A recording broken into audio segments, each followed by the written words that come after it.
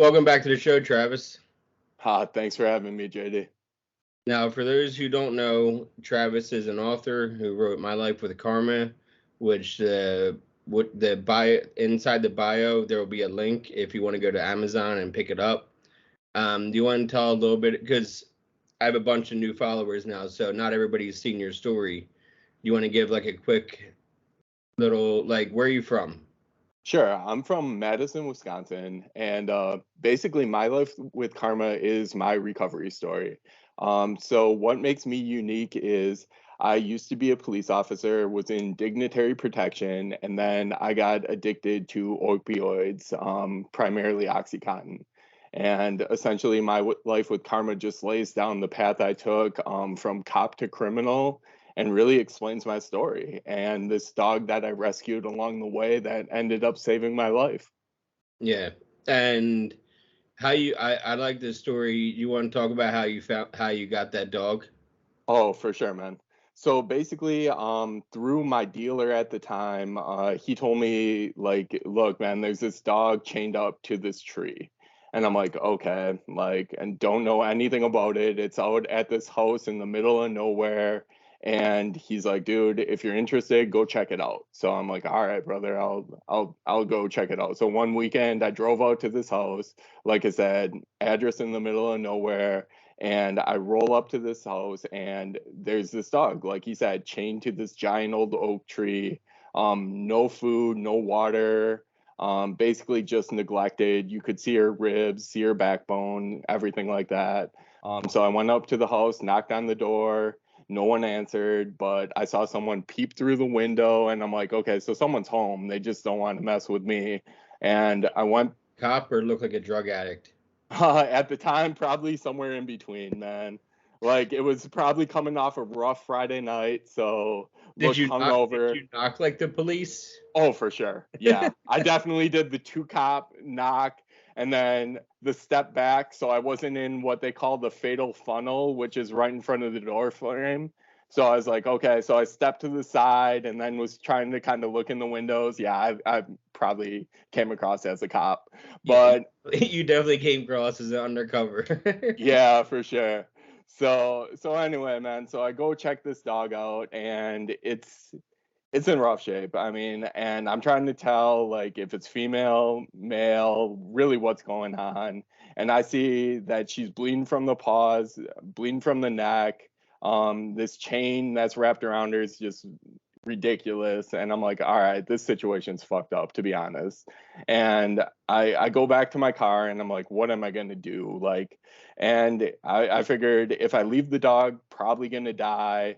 And if I just couldn't live with that. So instead of going home, I went to a hardware store I passed on the way, got a bolt cutter, and picked up a beach towel too, and ended up going back, knocking on the door again, saying, "Hey, look, I'm here. I'm going to take your dog. Like essentially, I have money if you want it, and I'm here for the dog." And no one answered again, so I was like, "Fuck it." Went back to the tree, actually bribed her with some McDonald's French fries that I picked up for lunch on the way. And dude, eventually was able to get the bolt cutter around the chain while she was distracted and just cut her free. And then I used the chain like a leash and led her into the back of my Civic, kind of made a trail of fries on the way, and that was it. And she ended up coming home with me. So that's how I got karma. That's awesome. Like, did you ever feel like were you in sobriety when you did that? No, hell no. Mm-mm. Did you ever feel like you were like that dog, like neglected and just like, not that you were skin and bones, but you weren't like you used to lift weights considerably. Isn't that how you got Yeah. hurt in the first place? Was lifting? Yeah. That's initially I hurt my back lifting, and then I re-injured it at work. Actually moving coolers for a protest. So, What do you mean moving coolers? Like, so I was responsible for a logistics team for some protests that went on in Madison, Wisconsin when we changed governors, and part of my job was to feed. We had I forget how many officers. It was over 100 per day working. So they had those big old school giant coolers, you know, the ones with the handles on each side. Yep. And me being a big dude, I was like, oh, I can handle these myself. So I was just grabbing them, offloading them, and I turned and I twist, and my lower back just went. Like I knew instantly. I'm like, oh shit, that's the same thing that I injured doing squats and deadlifts. And I just knew right away. I'm like, this is not going to be good. What So. year was that? Oh shit, dude. That would have been 2000, I believe 2011, 2012. So they were still pushing out. What were they? The Roxys or the Oxys? The Oxys. Okay, Yep. so that's when you were still like able to break them up and snort them. Yep. That's exactly what I was doing too. So Because eventually they came with the soluble ones that you could only suck on, and yep. you couldn't snort them. You literally couldn't break them in pieces. Yeah, dude, you're all over it. So I was right before that. Like because I was basically to start my days, I was crushing and snorting and then taking orally as well. And then basically reing up like every 2 hours. Did you watch these new TV shows yet? Called Sackler on Netflix and called Dope Stick on Hulu. So I watched Dope Sick. I haven't seen Sackler yet. It's really similar. It follows different stories with different people, like regular Joe people that, Joe Schmo that got addicted because he got hurt while like working as a mechanic. Okay. So they're both very similar stories because it's following the Sackler family, both of them. I would say they're both really good. I would say watch both of them if you're like not understanding of what happened and why the epidemic is as bad as it is today. It all leads back to the Sackler family. Yeah, exactly. I mean, let's be real. Everybody that's hooked on fentanyl today, if they were doing drugs 10 years ago and that's where their journey started, it started because of oxys. Oh, hands down, dude. I think you hit that right on the head. Like, there's no doubt in my mind, especially coming from law enforcement in that field. It's like, dude, the shift was just there. It's like, okay, all of a sudden you saw opioids, and now it's like, what can we cut this shit with? What can we mask it and kind of give people a similar feeling? And fentanyl, I mean, it was that natural transition in a way that's so unfortunate. But Fentanyl yeah, is still used in like medically, and it's supposed to be used medically. It's supposed to not be a long-term treatment. It's supposed to be something that you need in the moment, almost like Dilaudid. exactly. It's something that you need because you're injured or you're hurt, like in a really bad pain, and you're in the hospital. Yeah, Then or you're giving birth, like my wife when she got her epidural. Same thing, dude. same thing. Yeah. Yeah, exactly. It's not. You don't hear people sniffing epidural. like, No. you know what I mean? But the Yeah. drugs that are out in the streets, that's what like the problem is. By the way, congrats on the baby. Oh, thank you. Thank you so much. Appreciate that, brother. How's that been with your recovery? Oh, dude, it gives me that extra kick in the ass, that extra motivation to just try to be better every day. Like because I'm doing the stay-at-home dad thing. I've got him Monday through Friday. So basically having it was kind of like when I rescued Karma in a very different way, but having something that solely relies on you, it's like, dude, it just for me, that's that push I needed to be like, I got to be better, like honestly. And seeing him every day, I'm just like, bro, I want so much for my son that I didn't necessarily have growing up. And it's like the only way to facilitate that is to stay sober. I mean, I couldn't tell you how bad I would have fucked this thing up if I would not have been in recovery. Yeah, and you've been in recovery what 9, 10 years now? It will be 10 years, October 30th. Damn, man, that's Yeah. awesome. Right. 10 Thank years you, man. is a big deal because, especially like you said, cop to criminal, it's you have so much of a stigma to you if you were a cop, and now you have a new stigma to you because you're an addict. Yeah, that's exactly it, man. I mean, I'm no stranger to stigma whatsoever. And it's hard because like especially the cop one was always hard for me because I didn't do traditional cop shit. Like I did dignitary protection, which it's like I wasn't out there pounding OWIs. I wasn't doing domestics. I mean, I was basically responsible for the governor and his family and making sure they were safe at night and safe on transports. I mean, that was my primary role, but everyone just saw me as a cop. They're like, they see the uniform, they see the badge, and they lump you into that group. And it was tough because I'm like, man, I get hated just because of my profession, like straight up. Like, and then when I was on the flip side of it, I'm like, dude, I get it. I understand why some people have such a distaste for cops, because let's be real, the only time you usually see a cop is on your worst day when things have gone to complete shit. And then you're like, the last person you want to see is a cop, and that's the first person you run into. And so I get it. I get where it comes from, and I get how too people have been mistreated. Like, I understand it all. Just when I was in it, it's like I didn't necessarily see both sides. Now, I want to hear about your painting again. Shit. Okay. So it said, how much was the painting worth that you stole? Oh, apparently it was worth $100,000. And so Travis stole a painting, and it was from the governor. Yep. And how much did you get for it? I believe 1,800. 1,800. Yep. And how did you steal this painting? Okay, so basically, at the time, Governor Doyle was our governor. He was moving out. He was moving on. He was done. They were purging. I forget how many years he was governor. Maybe 8. I'm gonna roll with 8. Anyway, it doesn't really matter. They had been in the House a long time, and they were purging stuff, getting rid of it, basically making piles for donations to go to Goodwill, shit like that. And they told us, okay, if you want anything, you can take it out of these piles. Just make sure you fill out this little ledger that they had, write down what you took, and put your name there. All right, no big deal. So one night when I'm working at the res at around like 3 a.m, I'm like, I'm gonna go look through this shit, see if there's anything that's worth taking. And I think I took a travel mug. There was some kind of promo knife from like John Deere or something that I'm like, oh, that's kind of cool. I'll take that. And then I looked through this stack, and there were posters and some other stuff. And then there was this painting, and it had kind of a cool frame. And I'm like, all right, picture I thought was ugly as shit, but I'm like, the frame's cool. And my mom's an art teacher, so I'm like, I can definitely pop this thing out of there and repurpose it. That was my whole idea behind it. So I threw the frame in my car along with the other stuff. And it took 4 years before anything even came of this painting.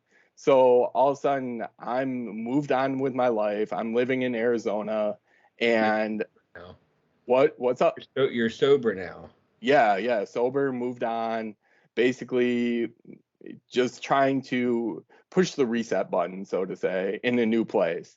And I see it was the Today Show, across the bottom line. Actually, it was my mom who called me first and told me, and I was like, oh shit. And then I got on and watched TV, and across their little bottom ticker, it said, Wisconsin police officer or former Wisconsin police officer steals $100,000 painting.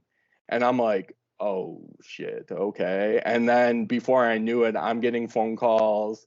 Basically, just everything fucking erupts. And I'm like, oh, this is wonderful. So I call my attorney, and he's like, yeah, well, they tracked this thing down. And I'm like, it wasn't hard. I mean, I sold it online. Like, I didn't, and the reason I sold it is because I found that it had a stamp on the back of it from being displayed at a gallery. So instead of ripping it apart, I looked it up, and I'm like, okay, this artist is fairly well known, at least in Wisconsin and like the Midwest. And I'm like, this thing may be worth a few grand, like nowhere near $100,000, but a couple grand. I'm like, that would be fair. So I put it online, and some art dealer in Connecticut bought it. And I never thought twice about it. I mean, I sent it to him, shipped it, and was done with it. Like, okay, fine, cool. I got my 1,800. That's great. So, yeah. And when did you, October 30th of 2013 is your sober day. Yep. What were you doing October 29th? Oh man, great question. I wish I could remember. Oh shit, I do remember. I was in jail. That's You were, easy. Yep, I was in how long jail. were you in jail for? That first time, about 7 months. Oh, really? Yep. And you were in jail when you decided to get sober? Yeah. Yeah. Were you getting high in jail? No. No, man. I was okay. Jail for me was all about survival Yeah, because you're a cop in jail. exactly, dude. And I was in the same county that I was a cop too. So it really was a shitty situation. And the thing that I was worried about was not seeing inmates that I knew, but like I would see guys who worked the streets and then would also work jail, and I'd work special events with them, shit like that. And like I mean some of these guys knew me by my first name, and I'm like, dude, please don't say hi to me. Please don't recognize me. Like, don't acknowledge me. Like, basically look the other way, because I'm like, the last thing I need to have is someone think, oh, yeah, he's tight with the fucking COs. Yeah. And yeah, so. What did you get 7 months for? Well, I was in active addiction. I was stealing credit card information from the gym I worked out at. So, I got 7 months for theft of movable property and false representation. I guess that makes sense. Yeah. I Uh, mean, I mean, what do you? How were? I don't want to say how were you doing stealing credit cards, but were you going through like gym bags and shit? This podcast is also sponsored by BetterHelp. If you are looking for therapy and not able to get something right away locally, you can do that with them. Within 48 hours, you can find a therapist to get on telehealth with you. I mean, I haven't heard anything but great things from people that have already done it, that watch my show or listen to my show. If you're looking to get 10% off your first month, you can go to betterhelp.com/MJSPNPMCA. That is betterhelp.com/MJSPNPMCA. no, not necessarily. What I can't. I've never really said too much about this because I didn't want to implicate other people. But essentially, when you sign up for a gym membership, you fill out the form, and usually most people do EFT. So they write down their credit information. Well, I was able to get those copies, like one of the carbon copies, and take that with the credit card info. And then I was able to pass that along and sell it with all the rest of the person's info from basically from the thing. Yeah. Yeah. Okay, that's easy. Yeah. That makes sense because you were handing it off to somebody else, so I can see what the movable object was. But how much time did you get for this $100,000 painting? So basically what happened was I was still on probation, because I took paper for the initial thefts. That's why I only did 7 months. I ended up with, I think, 13 or 14 misdemeanors total, because each time I did that, it was 2 misdemeanors. So, anyway, so I did the 7, and then the painting, I was sitting for, I think, like 4 months while they revoked my probation. And then I was in there for like another 2, 3 months. So almost 7 months again, before I agreed to terms to do 4 years of felony paper, basically to get my ass out of jail. Now, what is felony paper for those who don't know? So basically you can be on misdemeanor or felony. Felony is just means felony paper for slang. It's just I was on probation, Oh, but facing felony probation. So if it got revoked, I go back and then I'd be sentenced for a felony charge. were they trying to make an example out of you with that 7 months? Oh, for sure. Yeah. I mean, they definitely slow played it. Like my attorney at the time told me, he's like, I've never seen a situation go this slow. Like he's like, he had to push and push and talk to him like my probation agent supervisor, and then push it up the line even more, because he's like, they're just not moving on your case. I mean, they came and interviewed me the first week and didn't do anything after that. So I just sat and waited and waited, and I'm like, all right. I have no idea what's going on. So Were you in county? yeah, I was in county the whole time. Okay, and you did the other 7 months in county, or did you have to go to prison? All in county. Oh, in county. That's good. I mean, it's a little bit better. I wasn't sure if you had gotten any kind of trouble for the night you got a TBI. Yeah, great. Another great question. So that night I got a disorderly conduct, and I was on probation at the time. So I got a violation of my probation and ended up getting a sanction in the long run. What was your probation for? It was for those thefts. So, Oh, it was for yep, them. This was after the 7 months. yep, yeah, exactly. And weren't you? And you were drunk that night? Yeah, yeah. I essentially, man, I decided to go to a bar that was like a mile from my house. I'd been up for almost like 2 days straight. I didn't know at the time, but I was also bipolar, and I was in the middle of like a manic episode and basically just couldn't sleep. And I said to myself, forget it. Like, I'm gonna go to this bar, I'll have some drinks, then I'll come home, take the meds that I'm supposed to take to help me sleep. I was on trazodone at the time, I and hate trazodone, man. dude, so do I. It's like alcohol. Oh It'll yes, it'll it'll knock me out, and then I'll wake up feeling like I got into a fight the night before, like hungover and shit. yes, exactly, dude. And I hated Ambien. It didn't do anything to me. It didn't put me to sleep at all. It just gave me a headache. Yep. And then they put me with Seroquel to help my sleep, and it raised my blood pressure and my heart rate up to like 160 beats per minute. My blood pressure was like 170 over 120. And I Googled Seroquel heart rate, and it popped up like, you need to go to the hospital right away, like one of those kind of alerts.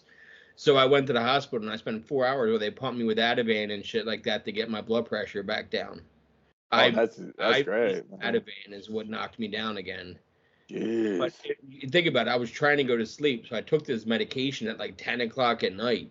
So now I'm in ER till 4 o'clock, 5 o'clock in the morning, and I had to work the next day, because the whole point of taking them on the nights you have work is so you can get a fucking decent night of sleep.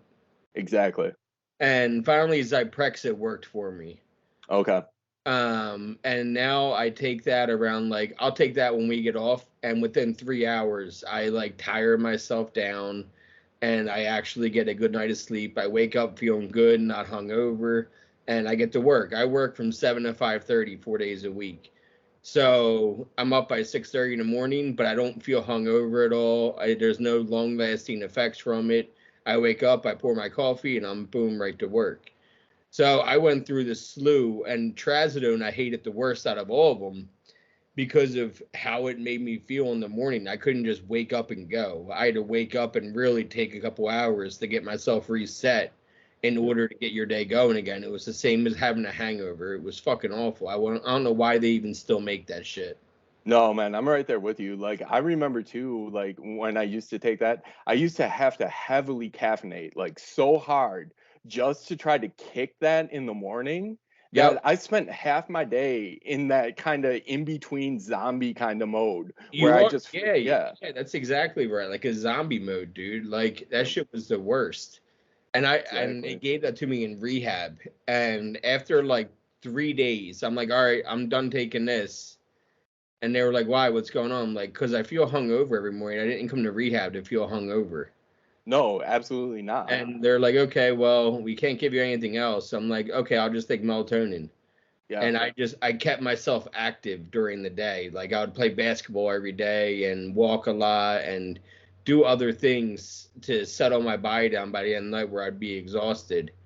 And now I use cannabis to help me sleep, and that puts me to sleep, and I wake up in a good mood, and I can go to work. And the combination of that and Zyprexa, I think, is why I sleep so good now. Like when I'm out now. My alarm clock wakes me up in the morning, and I'm good to go. I'm not like all foggy, you know what I mean? Like I work from home, so I go from one room to the other, and I start working, and I feel good. But how has your book been being received lately? Lately it's been a little slow. I'm not gonna lie to you. And it's because, to be real, I haven't been marketing. What I see direct correlation. The more I market, the more I sell, the better the book does. And lately, like with having my son, and we're also trying to buy a house. So we've been doing all sorts of adult shit that gets in the way. It's cool, it's great, but book sales, so since I hit bestseller last Easter, like I've sold around 1,300 copies, which isn't, it's not bad, but it's not what it once was. Yeah, that's Yeah. that's still a lot though. I mean, that if I got 1,300 views on one video, I'd be fucking stoked. Oh, for sure. Yeah. Like 1,300 is still a decent amount without marketing. So it goes to show you, and like you said, you have other things going on to where you don't have time to, because people don't realize how much marketing you need to do in order to sell a book. Oh my gosh, no, not unless you're in it. Like even before, like when they told us, like in the program I went through, how much we were gonna have to market ourselves, I was like, okay, yeah. I kind of thought they were blowing a little bit of smoke. I'm like, it's gonna be hard, but it's not gonna be that hard. And then I realized basically, if I don't post every day, multiple times a day, and hope one of my posts hits, dude, I'm not gonna sell books. And And not it's just not that only simple. not only do you need to like post about it, you need to be active in groups. You need to be like commenting on stuff like that and have people find you organically. Because Exactly. I find people watch my show more that don't even like follow me and don't even like my like don't even hit like. They just go right to my page and they see my posts and they click on a video that seems appealing to them. And that's, I have to be active in the comments, and my show wasn't getting any hits when I took some time off because I wasn't busy trying to market. Yeah. And people don't realize that it's almost a full-time job just trying to market yourself and sell yourself. Oh, it definitely is. And like you said too, it's not only producing the content, but then also being active in the comments, active in groups, making sure that you're reaching out to other people and really just building every day, just building on your momentum and waiting for something to hit. At least that's what I found.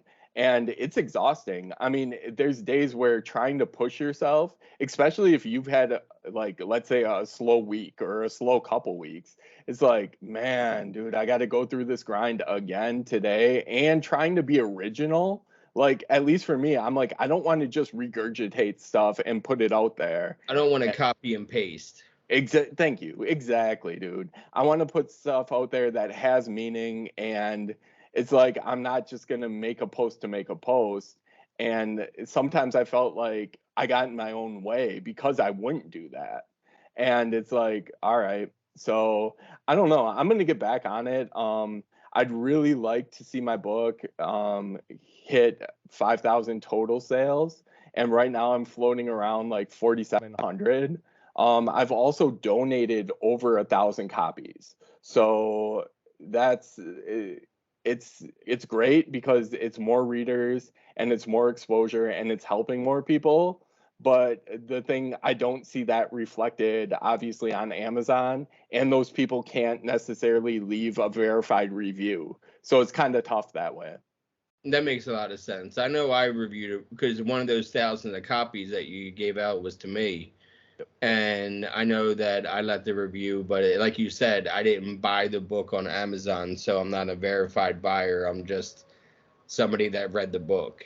Yeah, yeah. And then I got, it's unfortunate, but Amazon actually a couple months ago, I got an email and I got flagged because it said like, oh, you can't have friends or family review.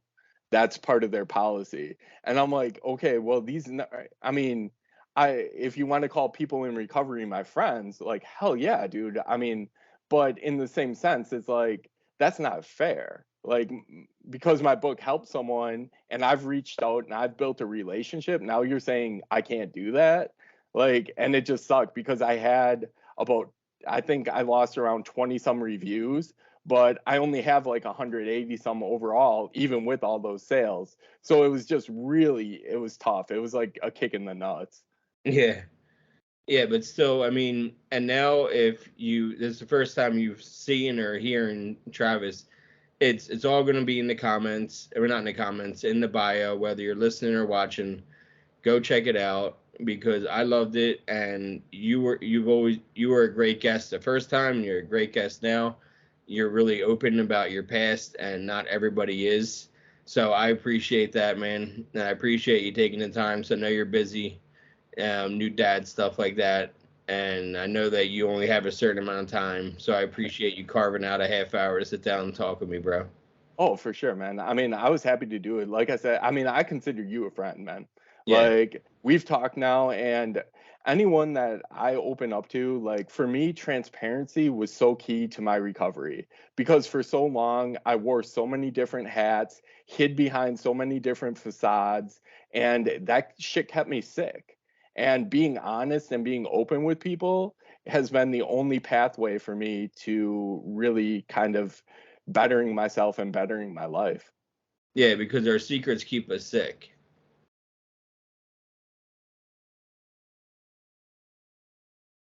Do you hear me? Our secrets keep us. I did, yeah. Yeah, Yeah, man.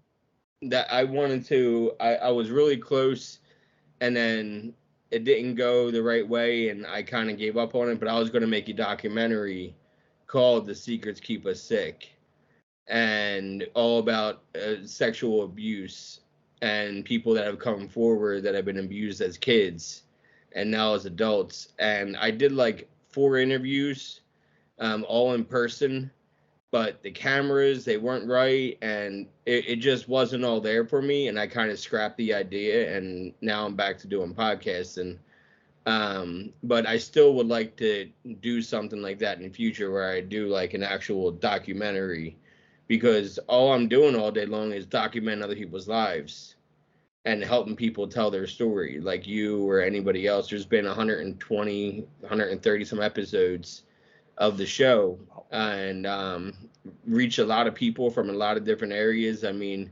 Australia to fucking Canada to the UK. I had a dude on the other day from Costa Rica. So I'm hitting all these different areas and touching on. I have listeners in India. I didn't know.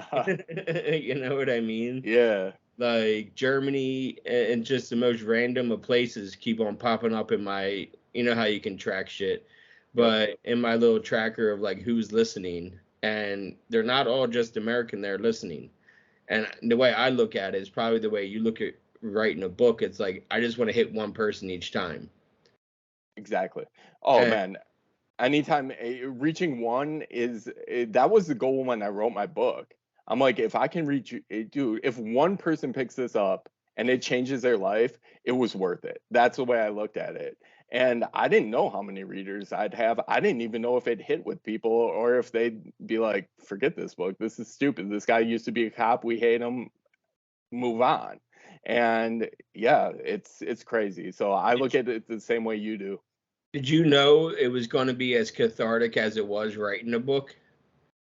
Not necessarily, no.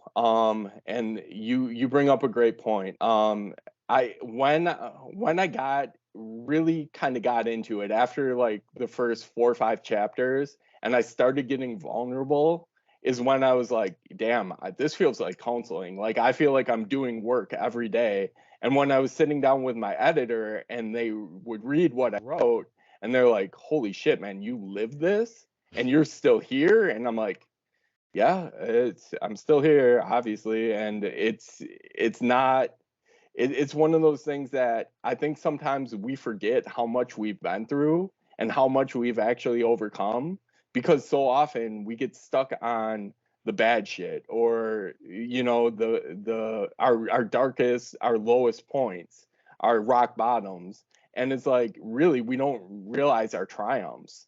And that's what the book helped me do, be like, okay, yeah, I went through some shit, but I also survived, and hopefully today I'm moving toward thriving, and that's the coolest thing. Yeah, that's awesome, man. That's the way you want to look at things, and I'm glad you had that kind of perspective of something as being so vulnerable, because even sitting down with me, you're being vulnerable and open and talking about your past, So if you want to learn more about Travis's story, go to the link in the bio and check out his book, My Life with Karma. Because there's definitely, we talked about some of the stories, but there's definitely more inside the book that we haven't talked about. We just touched on 2 of the subjects that are in that book. Yeah, exactly. I mean, there's I think 20 plus chapters in the book, and they're all fairly short. I wrote it in a way so they flow together, so it's easy to read. A lot of people crush it in like 3 to 4 hours, which I am always amazed when someone sits down and says, "Hey, I read your whole story." I'm like, dude, that's incredible. Thank you. And I mean, but that's the way the book was written, and I love it when people receive it that way. That's awesome, man. Well, thanks for sitting down with me again, bro. I appreciate it. Yeah, thank you again for having me, JD. Have a good night. You too, brother. See ya. See ya.